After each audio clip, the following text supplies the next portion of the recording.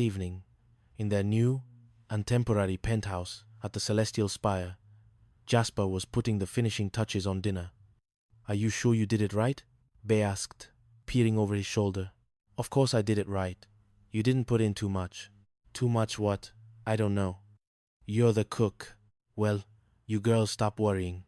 Dinner's gonna be perfect." "Oh, Penny, I don't believe our luck. We're each gonna have our own room," Bay gushed. "I know. Oh, listen, we better help clean up." "Okay." "Okay." Penny accidentally dropped a pan.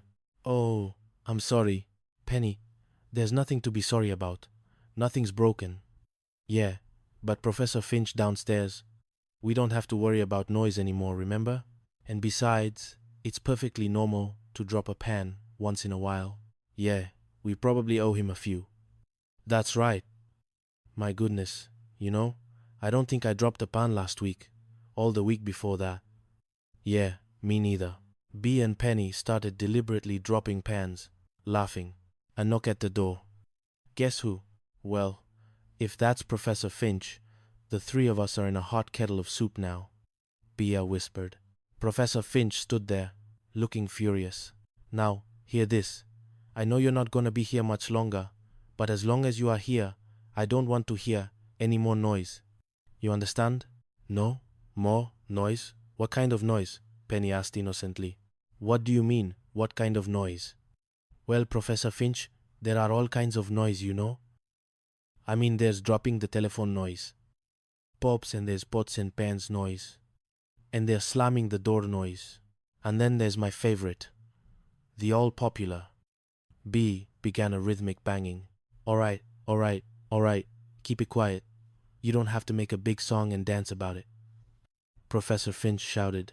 "Song and dance? You mean like—" Penny started to sing and dance, Bea joining in. "You're crazy, you know that?" "Oh, I like this. Let's do some more." Professor Finch, to their surprise, started tapping his foot. "Penny, Penny, I've got to get back to dinner. That guy from the restaurant will be here any moment now," Jasper said, rushing in. Hi. Your door was open, so you came right in." Serafina Dubois swept in. "Very good, Sarah. Excuse me, we're expecting some company now, so Professor Finch told me that you're leaving." "Yeah, he told us to. Don't you know that he's gonna change the lock on your door? He can't do that while we're still living here." "We won't do that. We won't be able to get out. You girls will have to go talk to him," Sarah warned. "Oh, thank you. Okay, we'll go talk to him." "Come on, Penny, let's do it," Bea said, dragging Penny out. "Jasper, it's so nice to be alone with you," Sarah poured, sidling up to him. "Sarah, don't start anything now, okay? I got some company coming." "Jasper, please, I came as a friend. I was worried about you." "Well, there's no reason to get worried. We have a great place lined up." "Oh, that's good. I hope it's not too far away. I mean, we were just getting close." "Actually, you were getting close. I was trying to get away." "Oh, Jasper, I'm so sorry. I never meant to annoy you." "Hey, what gave you that idea? I mean, I can understand why you wouldn't want me around." "What are you talking about?" "Well, after all, next to your younger girlfriends, I must look very plain." "Are you kidding? You're very attractive. It's very sweet of you, but you don't really mean that." "Of course I do, Sarah. You are a very beautiful woman." "Then you do care." "Well, I mean, I thought you were taking care of dinner." "Well, he is cooking." Sarah, come on, Sarah, don't forget to give me your address. I don't want to lose touch." A knock. "Oh, right in there. He's the one with the great body." Sarah winked. Mr. Aloysius Ali Pumble, a thin, elderly man with a perpetually hungry look, entered. "Well, it's nice to see you again, Mr. Wormold. A vile wormold. Mr. Pumble, your dinner's almost ready." "Well, good. I'd like you to meet my two roommates, Penny and Bee. How do you do?" "It's a great pleasure." "Thank you, the same. They're my roommates, and they're both girls." "Yes, sir. It won't be long." "Gee, Mr. Pumble, you look familiar." You wouldn't happen to be a customer at the arcade flower shop, would you? B asked. No, I wouldn't. I'm really looking forward to your cooking. You know, when Jasper saved your life in the restaurant, it was a big waste of time. What? Because when your taste is cooking, you'll just die, Penny declared, much to Jasper's horror. Listen, why don't we eat now, and then during dinner, you can tell us all about the Celestial Spire, okay? Fine, yeah, great. Girls, will you help me set up? Sure, let's go. Dinner was a spectacle. Mr. Pumble ate with a voraciousness that defied all culinary etiquette. Jasper, have you ever seen anybody eat like that? I've never seen anything eat like that, B whispered. But he isn't. The government's played once. Well, yes, he did, Bea, when he asked for more potatoes. You know what else he hasn't mentioned all evening? Celestial Spire. Give him a chance to relax, and he'll fill us in when he finishes eating. If he finishes eating, well, how is everything? Gee, Mr. Pumble, Mr. Pumble, I'm just sure that we've met before. Maybe at the music center? Bea persisted. No, I only go to dinner theaters. Delicious squab. Yeah, Jasper can do a lot with a bird.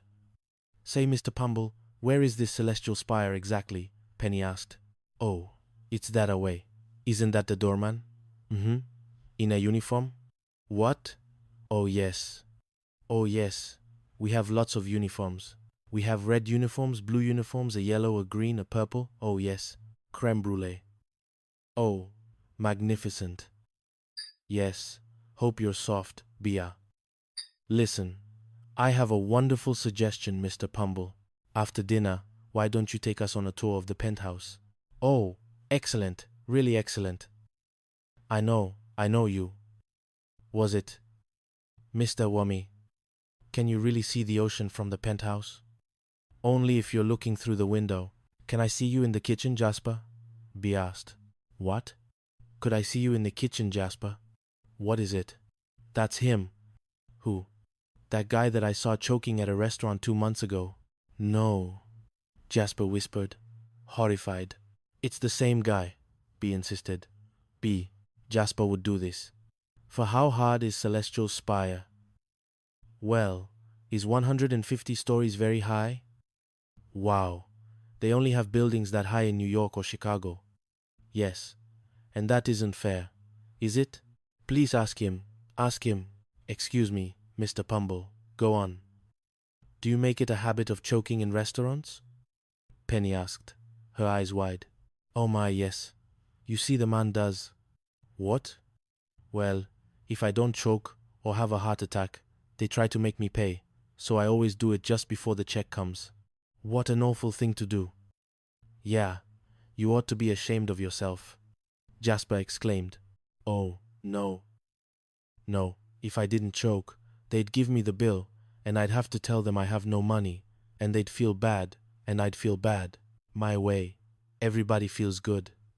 You have no money? Oh no. And there's no Celestial Spire either. Well, I'm sure there is. Somewhere, Penny said, trying to be optimistic. Well, that was delicious. And now I must be going. I have a cab waiting. A cab with a meter running? Bea asked, aghast. Oh yes, you see, I fall down, and somebody pays the driver and sends me home. People are so nice, and you're so nice. I know you'll find you at Celestial Spire someday. Goodbye. Mr. Pumble waved cheerfully and departed. The roommates stared at each other in stunned silence. I don't believe it. Finch, Professor Finch, oh my God, do we going to apologize? Humbly, objectively, profusely, and a little crawling wouldn't hurt, Jasper declared. They rushed back to the Gilded Lily.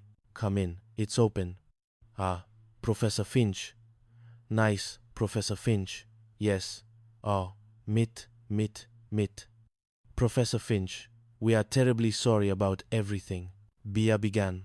I don't care, and we want you to know that it was all our fault. I don't give a diddly-do darn about anything that happens in this flea bag anymore. You can dig holes in the wall, and the floor, and the ceiling, for all I care. Professor Finch ranted. You mean we can stay? Penny asked, hope dawning on her face.